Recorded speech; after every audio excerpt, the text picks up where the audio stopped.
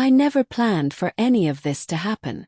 If someone had told me last year that my entire sense of identity could be shifted, twisted, reshaped like clay in someone else's hands, I would have laughed and gone back to scrolling through my phone. But here I am now, looking back at the strange chain of events that began the moment I moved into that worn-out apartment with a roommate I barely knew. Her name was Mira, and she had this unusual way of observing people, like she could see the things you tried to hide from everyone else, including yourself. When I first arrived with my 2 bags and an exhausted expression, she just smiled and said welcome home like she had been waiting for me long before I even applied for the ad. The apartment was small and cluttered, but not in a messy way. More like it had been decorated by someone who collected stories instead of objects. Ribbons pinned on the wall, soft scarves hanging from hooks, mirrors of different shapes placed around as if they were positioned intentionally for some experiment I didn't understand.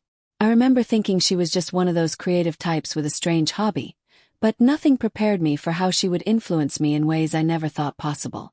I dragged my bags into the room she assigned me and noticed a faint floral scent lingering in the air, something not overpowering but soft enough to feel like it clung to my clothes the moment I walked in. The first few days were ordinary. We exchanged small talk, shared simple meals, and tried to adapt to each other's presence. She was friendly but not intrusive, talkative but also strangely mysterious, like someone who only revealed what she wanted you to know. Sometimes I caught her watching me with this thoughtful look, as if she was studying the way I walked, the way I held my shoulders, the way I reacted to random topics.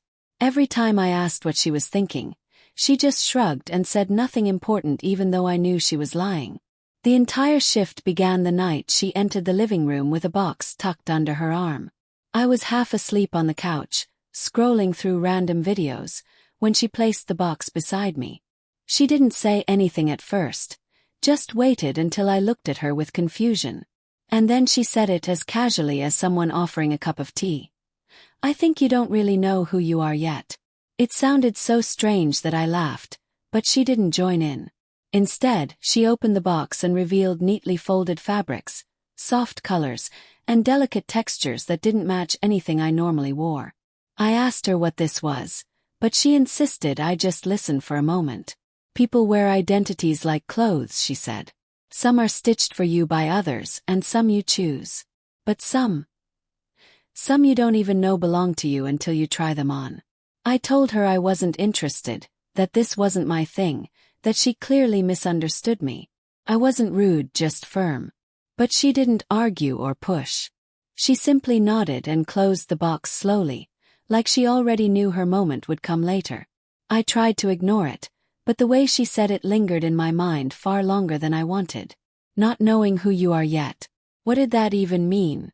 I thought I knew myself. I thought I was just an ordinary person living an ordinary life, but she made it sound like there was something more, something hidden under layers I didn't realize I was wearing. A few days passed, and the box stayed in the corner of the living room like a secret neither of us was willing to address. But then things changed in small, subtle ways. She started giving me compliments about things no one ever mentioned before. The softness of my eyes. The gentleness of my voice when I was calm. The way my hair looked slightly different when I didn't style it. At first I brushed it off, assuming she was just being friendly. But deep down I felt a strange warmth from her words. Something comforting yet confusing, something that made me question why those compliments affected me at all. One evening, after a long day that left me mentally drained, I sat staring at myself in the hallway mirror. I didn't know why I stopped there. My reflection looked tired, worn out, almost misplaced in this apartment full of bright fabrics and gentle colors. It felt like I was the only grayscale object in a painting full of vibrance. Mira appeared beside me without a sound and said, "I've been waiting for you to see what I see." I didn't understand, but something inside me softened. Maybe I didn't want to fight anymore. Maybe curiosity outweighed hesitation. Or maybe I just wanted to know why her words echoed so deeply. When she opened the box again, I didn't stop her. This time she didn't push anything onto me. She just laid everything out on the couch slowly, letting me observe at my own pace. "These aren't costumes," she said. "These aren't jokes or pranks. These are possibilities. You don't have to choose any of them. Just explore." I felt nervous, like stepping into a territory I wasn't supposed to be in, like touching something fragile that didn't belong to me. But the fabrics looked softer than I expected, the colors strangely fitting even though I had never worn anything like them. I didn't try anything on yet. I wasn't ready. But that moment planted a seed, something that kept growing each time she talked to me, each time she guided me without forcing, each time I saw a glimpse of something in myself I never paid attention to. And for the first time in my life I wondered whether my identity was as solid as I always assumed, or if it was something that could shift, change, bloom in new directions. I didn't know then just how far this journey would go, or how much it would reshape me from the inside out. All I knew in that moment was that the change had already started, and there was no turning back. The change didn't happen overnight. It came in small moments, quiet ones, the kind you barely notice until you look back and realize they were rearranging you piece by piece. After that night with the box, Mira didn't mention anything for a while. She acted normal, talking about her day, asking about mine, laughing at the small things. But something between us had shifted, a silent agreement that neither of us wanted to admit out loud. Every time I passed the couch, I saw the box sitting there as if waiting for me. Sometimes I felt like it was calling me, not with words, but with curiosity, with unanswered questions about myself that I wasn't ready to acknowledge. One afternoon I came home earlier than usual. The apartment was quiet except for the soft sound of music coming from Myra's room. I placed my bag on the chair and saw the box again, slightly open, as if someone had looked through it recently. I sat down, staring at the fabrics like they were pieces of a puzzle I wasn't taught how to solve. I didn't touch anything at first. I just looked. But then I heard Myra's voice from behind me asking what was stopping me. I didn't jump or panic. Somehow I expected her to appear. She sat next to me, not too close, not pushing, just present. She asked what I was afraid of, and I didn't know how to answer because I wasn't even sure myself. I told her I didn't want to pretend to be something I wasn't. She listened quietly, then asked who said trying something made it pretend. That question stayed in the air, heavy and unsettling. Had no response. She placed a soft pastel scarf in my hands, not forcing me to wear it, just letting me feel it. The fabric was smoother than anything I owned, almost calming. I held it without realizing how long, and she didn't speak again until she saw that I wasn't pulling away anymore. She told me that identity wasn't a box you were trapped in, but a door you were allowed to open. That night, after she went to bed, I sat alone in my room with the scarf still in my hands. The room felt different, like the air was thicker with unspoken possibilities. I looked in the mirror and held the scarf near my neck, not wearing it, just imagining. The reflection felt strange, unfamiliar, but not in a bad way. It was like seeing a version of myself I hadn't met yet. A version that had been waiting quietly, hoping to be noticed someday. I lowered the scarf and placed it gently on the dresser, but the feeling stayed with me long after I lay down to sleep. The following days were filled with a gentle push and pull. I tried to distract myself with work, errands, anything to avoid thinking about what was happening inside me. But Mira had this way of showing up at the right moment, asking the right questions, noticing things I thought I hid well. She would comment on the way I hesitated in front of mirrors, the way I adjusted my sleeves, the way my expression softened when I held certain fabrics. I told her she observed too much, and she replied that maybe someone needed to. One evening she invited me to sit with her as she worked on some of her crafts. She made accessories, small pieces she sold online, and as she organized beads and ribbons, she explained why she understood identity so deeply.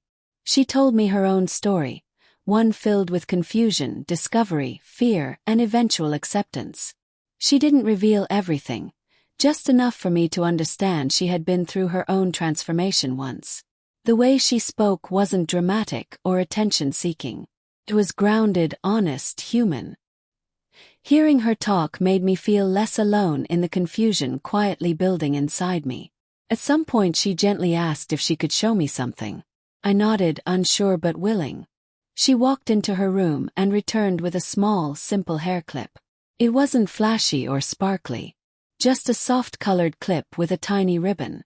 She asked if she could place it in my hair for a moment. My heart sped up, not out of fear but something uncertain, something delicate. I hesitated but eventually nodded again. When she reached up and slid the clip into place, her touch was gentle, careful, almost respectful. She stepped back and told me to look in the mirror. I did. And what I saw wasn't dramatic or shocking. It was subtle, almost too subtle. But something about that small change shifted the entire reflection. The clip wasn't transforming my appearance drastically. It was transforming my perception. It made me see the softness she always mentioned, the gentleness she noticed long before I did. I stared at myself longer than I expected, and Mira didn't interrupt.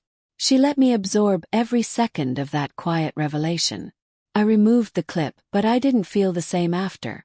Something inside me had woken up, something that had been pressed down by expectations and habits.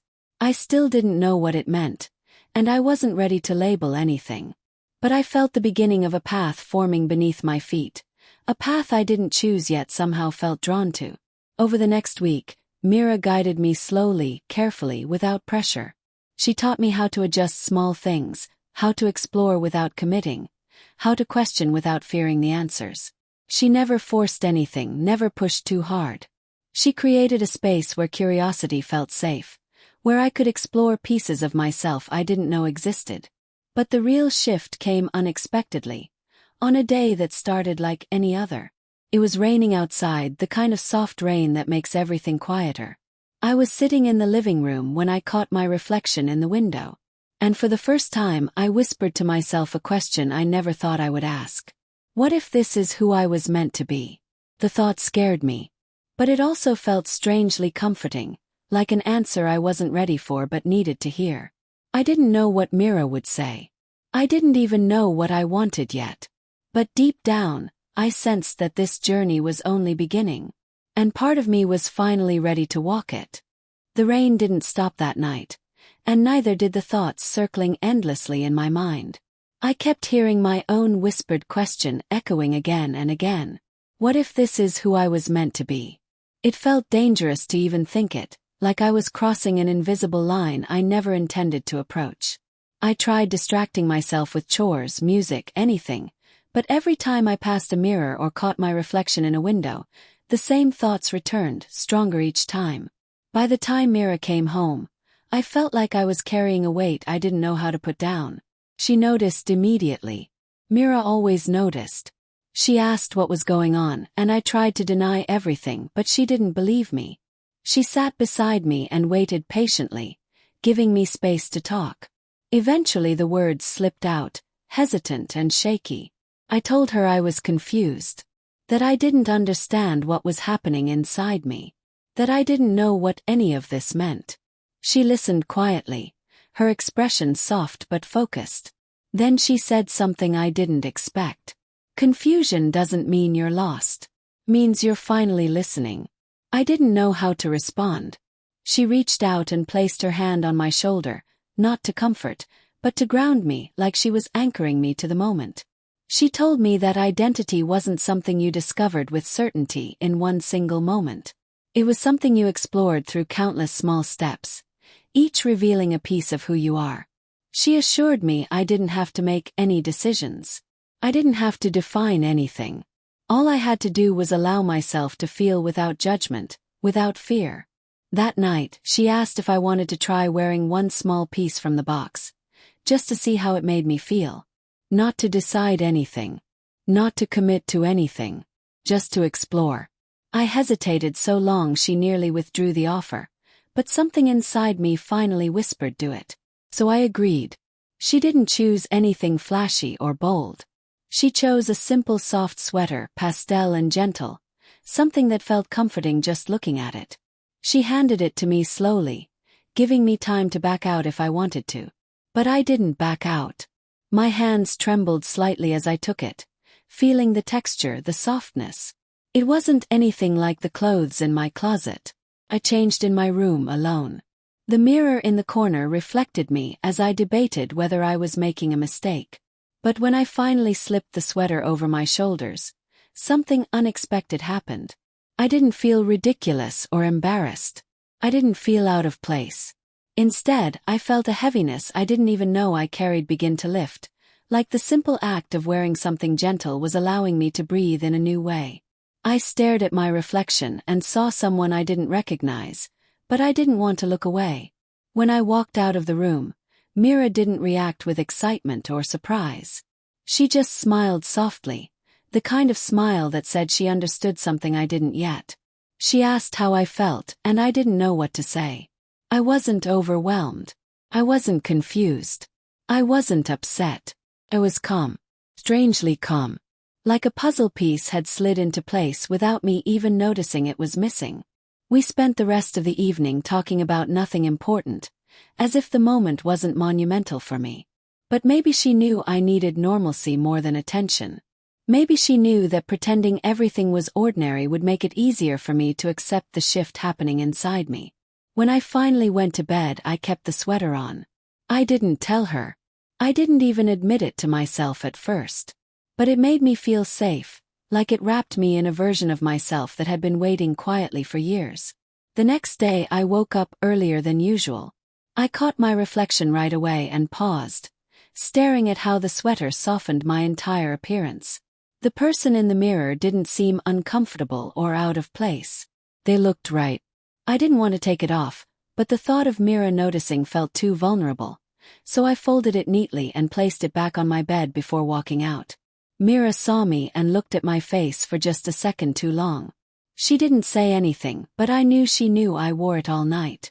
She simply asked if I wanted to continue exploring at my own pace. I nodded without thinking. That was the moment something changed inside me. Quiet acceptance. A willingness to explore this path further, even if I didn't fully understand where it was leading. Over the next few days, Mira introduced me to small steps. A different sweater. A softer pair of socks. A gentle hair clip. Nothing overwhelming, nothing too bold. Everything she offered was subtle and delicate, just enough to help me ease into this strange new version of myself without feeling pressured. Each piece I tried shifted something inside me, like layers of old expectations slowly peeling away. One day she suggested we go out shopping together. Froze. The idea of being seen, of stepping outside this safe apartment while exploring something so fragile, terrified me. She understood immediately and didn't push. Instead, she suggested we just look around, not buy anything, not try anything, just observe. Eventually, I agreed. We walked through a small boutique filled with soft fabrics, calming colors, gentle designs. At first, I kept my hands in my pockets, trying not to look at anything too closely. But Mira gently guided me, showing me pieces she thought I might feel comfortable with. She didn't ask me to try anything, but she let me touch, feel, observe. And slowly I loosened. I found myself lingering on certain items without even realizing why. Scarf. Simple top. Pastel cardigan. I didn't try them on, but the way my fingers traced the fabric made something in Myra's expression soften. On the way home, she asked if I had a favorite piece from the store. I thought about it and quietly mentioned a light cardigan with soft sleeves. She smiled, but not in a teasing way. In a knowing way. She didn't buy it for me because she wanted me to choose it myself when I was ready. That respect made me trust her even more. The transformation wasn't just in the clothes or the accessories. It was in the way I began to carry myself. The way I looked at my reflection with curiosity instead of avoidance. The way Mira guided me gently, never pushing too hard, never crossing boundaries. She wasn't changing me. She was encouraging me to discover parts of myself I had ignored for far too long. But the real turning point, the moment everything shifted from exploration to realization, was still ahead. And when it arrived, it was nothing like I expected. The turning point arrived on an evening that felt completely ordinary. Nothing dramatic, no sudden revelation, no emotional breakdown.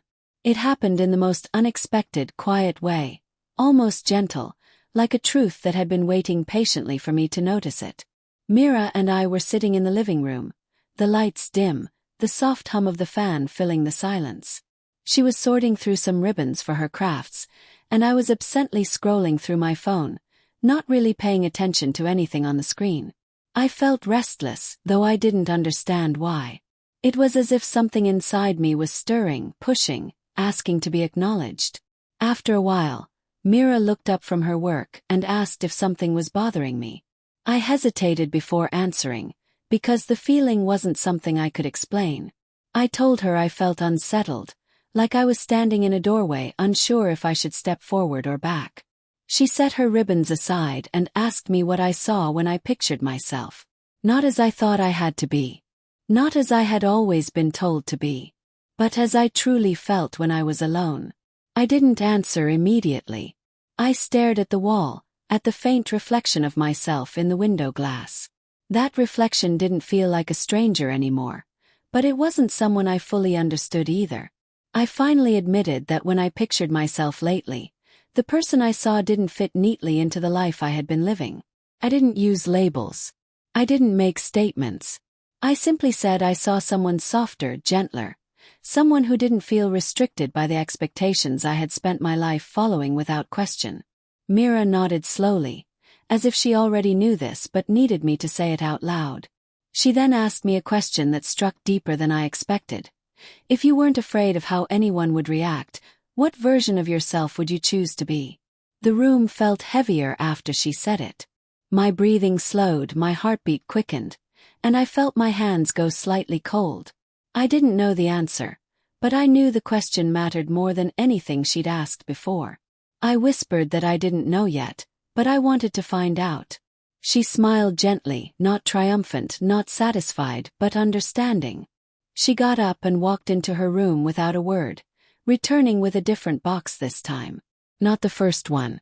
This one was smaller, carefully decorated, as if it held something important.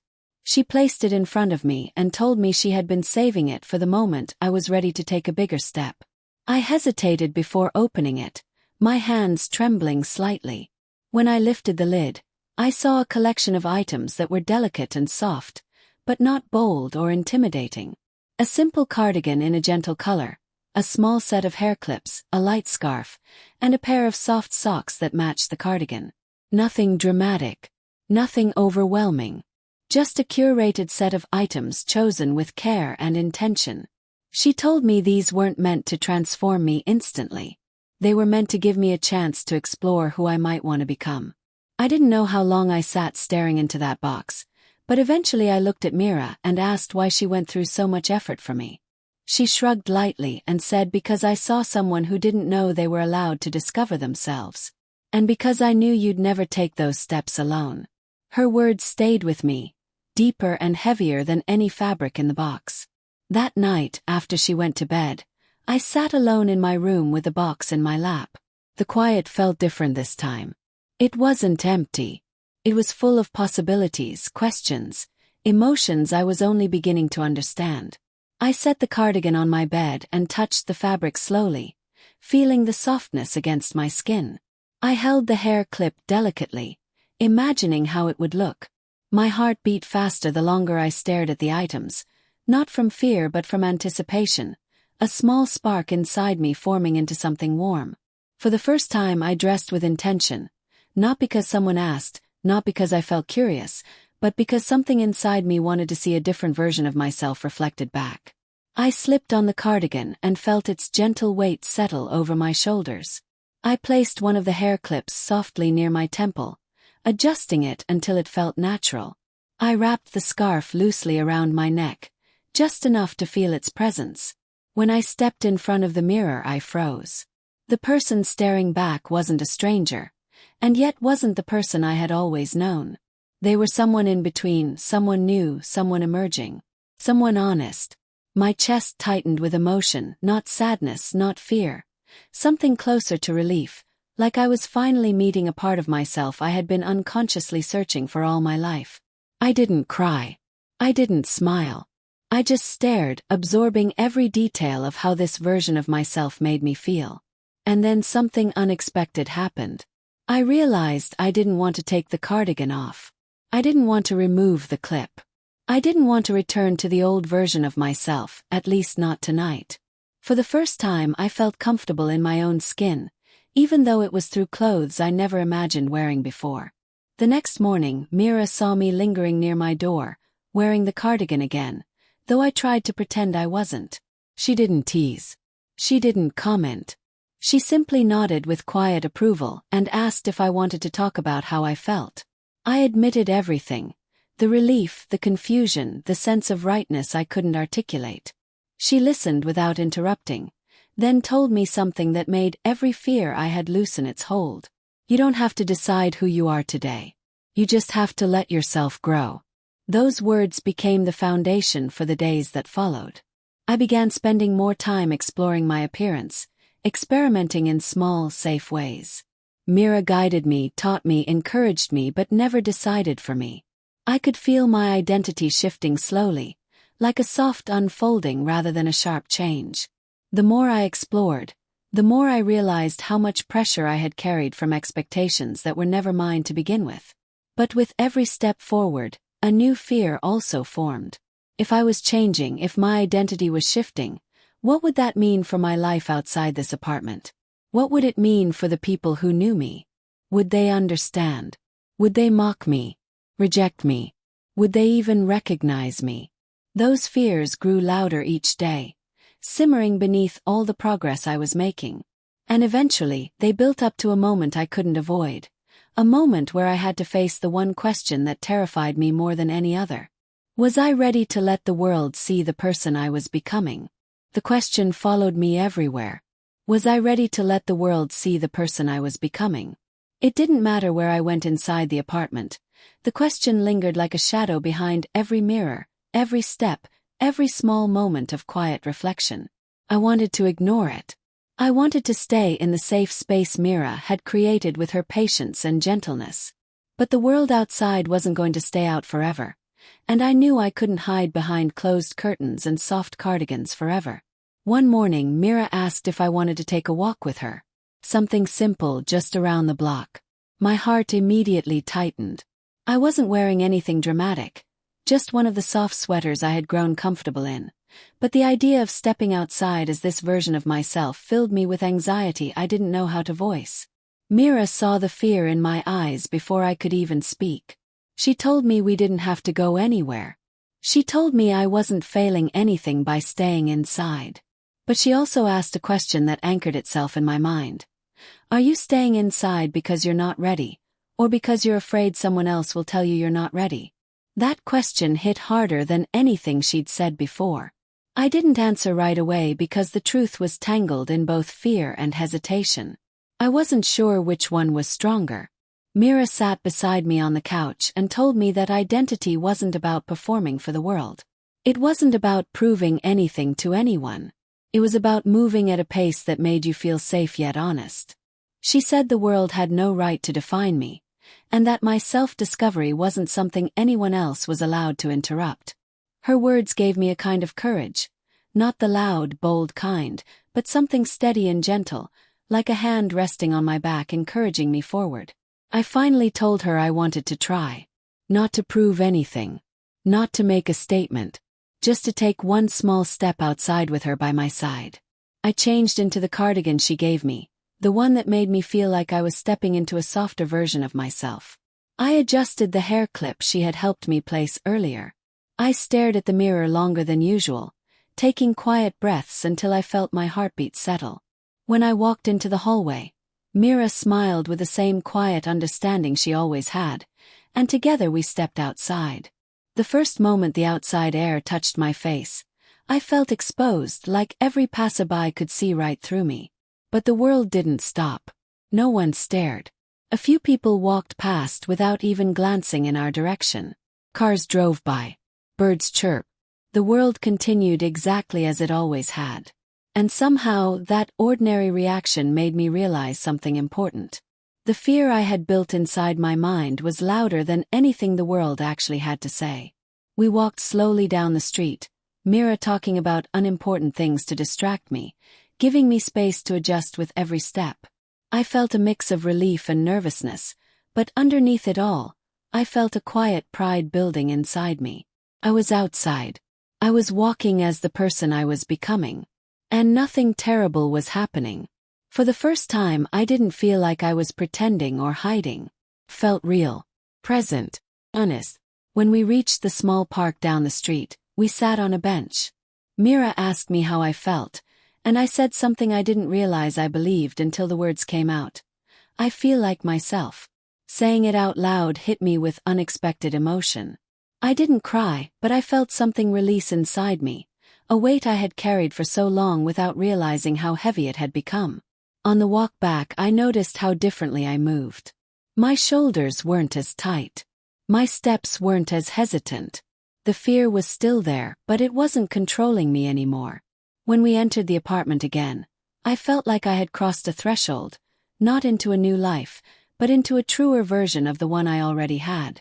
Over the following days, everything changed in small but meaningful ways. I stopped hiding the cardigan in the closet. I left the hair clip on my nightstand instead of tucking it away. I experimented more with gentle colors, soft fabrics, subtle changes. Mira continued guiding me with patience, never overwhelming me, never rushing me. She made sure the journey was mine, not hers. And slowly, piece by piece, I began understanding something about myself that had always been there, buried under years of expectations and assumptions. Identity wasn't something I had lost or needed to build from scratch. It was something I was uncovering, layer by layer, like brushing dust off something precious I didn't know I owned. I didn't need to define it with labels or commit to anything grand. I just needed to allow myself to exist honestly. One evening, while watching the sun fade through the window, Mira asked me if I still felt like this transformation wasn't my idea.